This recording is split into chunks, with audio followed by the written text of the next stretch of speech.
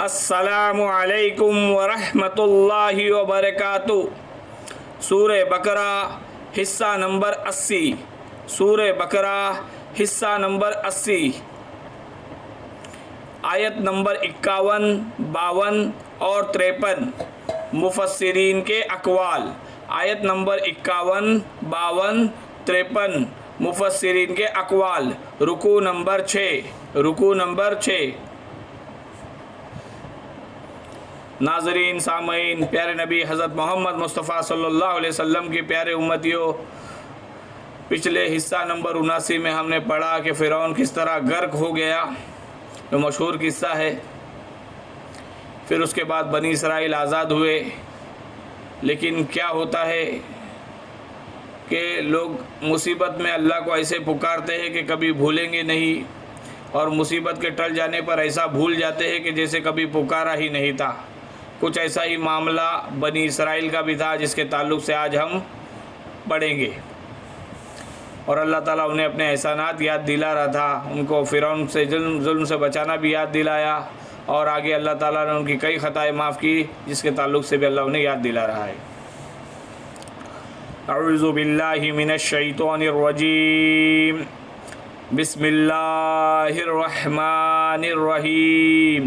وَإِذْ وَاعَدْنَا مُوسَىٰ 40 لَيْلَةً ثُمَّ اتَّخَذْتُمُ الْعِجْلَ مِن بَعْدِهِ وَأَنْتُمْ ظَالِمُونَ ثُمَّ عَفَوْنَا عَنْكُمْ مِن بَعْدِ ذَلِكَ لَعَلَّكُمْ تَشْكُرُونَ وَإِذْ آتَيْنَا مُوسَى الْكِتَابَ وَالْفُرْقَانَ لَعَلَّكُمْ تَهْتَدُونَ۔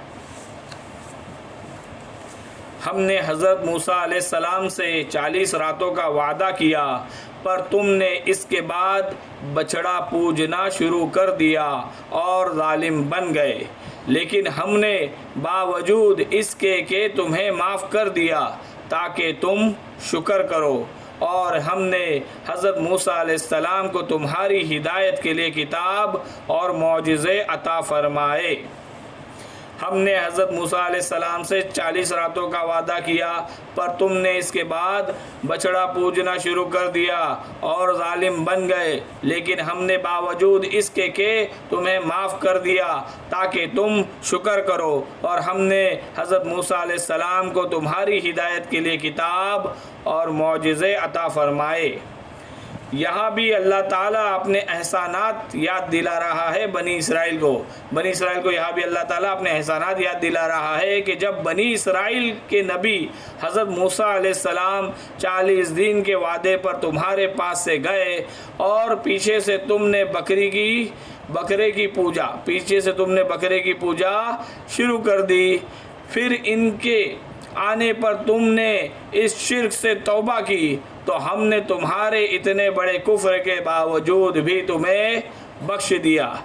مصر سے نجات پانے کے بعد جب بنی اسرائیل جزیرہ نما سینا میں پہنچ گئے، تو حضرت موسیٰ علیہ السلام کو اللہ تعالیٰ نے 40 شب و روز کے لیے کوہ طور پر طلب فرمایا، تاکہ وہاں اس قوم کے لیے جو اب آزاد ہو چکی تھی قوانین، شریعت اور عملی زندگی کی ہدایت عطا کی جائے۔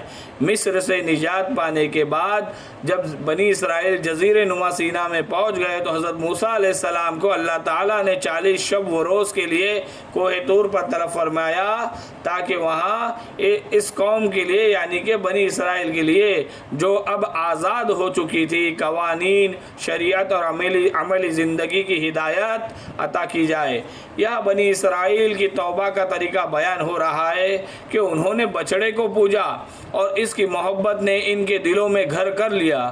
تو پھر حضرت موسیٰ علیہ السلام کے سمجھانے سے ہوش آیا، اور پھر بنی اسرائیل اس پر اپنے کیے پر نادم ہوئے اور اپنی گمراہی کا یقین کر کے توبہ استغفار کرنے لگے۔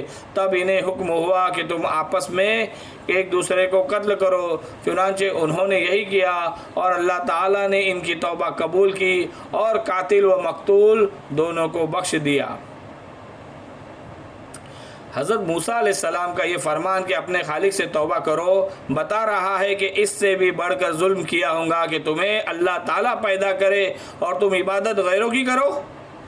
جب بنی اسرائیل نے حضرت موسیٰ علیہ السلام کی غیر حاضری میں بچڑے کو پوجا تو اللہ نے انہیں سزا میں ایک دوسرے کو قتل کرنے کو کہا، قتال کرنے کو کہا۔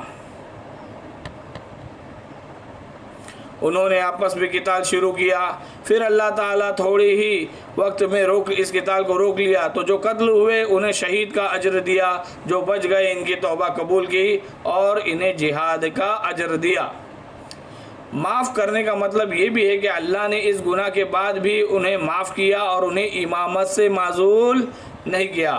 معاف کرنے کا مطلب یہ بھی ہے کہ اللہ نے اس گناہ کے بعد بھی معاف کیا اور انہیں امامت سے معزول نہیں کیا۔ گائے اور بیل کی پرستش کا مرض بنی اسرائیل کے ہمسایہ اقوام میں ہر طرف پھیلا ہوا تھا۔ مصر اور کنعان میں اس کا عام رواج تھا۔ حضرت یوسف علیہ السلام کے ساتھ جب بنی اسرائیل زوال میں مبتلا ہوئے اور رفتہ رفتہ قبطیوں کے غلام بن گئے تو انہوں نے من جملہ یعنی کہ کل میں سے ایک مرض یہ بھی کل بیماریوں میں سے ایک بیماری یہ بھی لی کہ اپنے حکمران سے پایا ہے۔ گائے اور بیل کی پرستش کا مرض بنی اسرائیل کے ہمسایہ قوموں میں ہر طرف پھیلا ہوا تھا۔ مصر اور کنعان میں اس کا عام رواج تھا۔ حضرت یوسف علیہ السلام کے ساتھ جب بنی اسرائیل زوال میں مبتلا ہوئے اور رفتہ رفتہ قبطیوں کے غلام بن گئے تو انہوں نے من جملہ اور امراض کے ایک یہ مرض بھی اپنے حکمرانوں سے پا لیا۔ شرک ایک عظیم ترین ظلم ہے۔ شرک جلی کی یہ شکل کے بچڑے کو معبود بنا لیا۔ کتاب سے مراد تورات ہے، فرقان اور فرقان۔ ہر کتاب سے مراد تو تورات ہے، جیسے کہ اللہ نے ان آیتوں میں نے کہا ہے نا،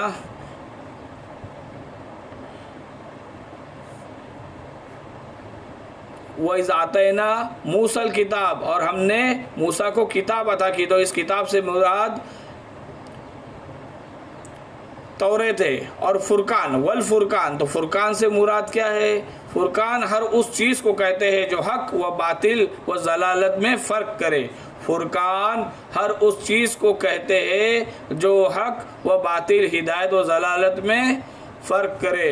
تو قرآن مجید کو بھی فرقان حمید کہا جاتا ہے۔ ایک جگہ فرمایا گیا کہ ہم نے اگلے لوگوں کے ہلاک کرنے کے بعد حضرت موسیٰ علیہ السلام کو وہ کتاب دی جو سب لوگوں کے لیے بصیرت افزا اور ہدایت و رحمت ہے تاکہ وہ نصیحت حاصل کر سکے۔ فرقان سے مراد وہ چیز جس کے ذریعے حق و باطل کا فرق نمایاں ہو جائے، صاف ہو جائے۔ اردو میں اس کے مفہوم سے قریب تر لفظ کسوٹی ہے۔ یہاں فرقان سے مراد دین کا وہ علم و فہم جس سے آدمی حق اور باطل میں تمیز کرتا ہے۔ آج ہمیں حق اور باطل میں تمیز کرنے کے لیے کیا دیا اللہ تعالیٰ نے؟ قرآن دیا ہے۔ تو فرقان عام طور پر حق و باطل کے درمیان فرق کرنے والی شے ہے، اور کتاب عام طور پر شریعت کے لیے آتا ہے۔ شریعت بھی دیا اللہ نے اور کتاب بھی دیا، فرقان بھی دیا تاکہ بنی اسرائیل ہدایت پائے۔